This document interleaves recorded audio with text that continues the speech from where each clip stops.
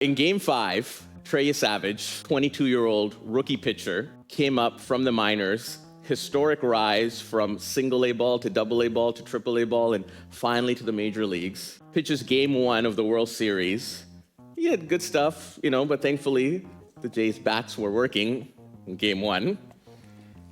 Not as well as in Game 7, but it's another story. But Game 1, their bats were working, and they hit a number of runs in, and they were able to win it, even though he had some shaky stuff. But he was pitching Game 5. The series was 2-2, and this was a significant game. And as a young man of 22, the pressure that was on him was probably extraordinary. He was pitching in the bullpen before the game, and as he was pitching, the Dodger fans were hurling all sorts of insults and name-calling and all sorts of things. And afterwards, one of the reporters asked him about it. And you know what he said? He said, "I love it. Fuels me on." What kind of personality do you have to have? What kind of composure, what kind of disposition that you have to have that you feed off of that? And then during the game, at one point, again, he was a little bit shaky, and then Alejandro Kirk came up to talk to him. And afterward, one of the reporters asked him, what did Kirk say to you? And he said, "You were made for this." Right? He said, "You were made for this."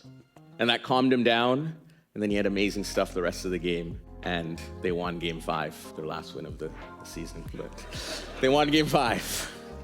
It takes a kind of person, a disposition of a person, a personality that you're able to take all of those insults and take all that name calling and take all of the pressure, take all of the things that are happening at that time and still perform at such a high level. That was amazing. That was wonderful. In Jeremiah chapter 1, speaking about Jeremiah's birth and his calling, God says, "I knew you before I formed you in your mother's womb. Before you were born, I set you apart and appointed you as my prophet to the nations." Similar to Trey Yesavage, but in a totally different realm, Jeremiah went through a lot of insults. Jeremiah was thrown into a cistern. Jeremiah was rejected by the people that were around him. What kind of personality and fortitude would you have to be crafted with or made with to be able to go through that and still be able to speak the word of God boldly? Even when people are coming against you and people are saying things against you, Jeremiah had a personality and the fortitude and courage and boldness still to do the will of God despite so many people speaking against him and so many hardships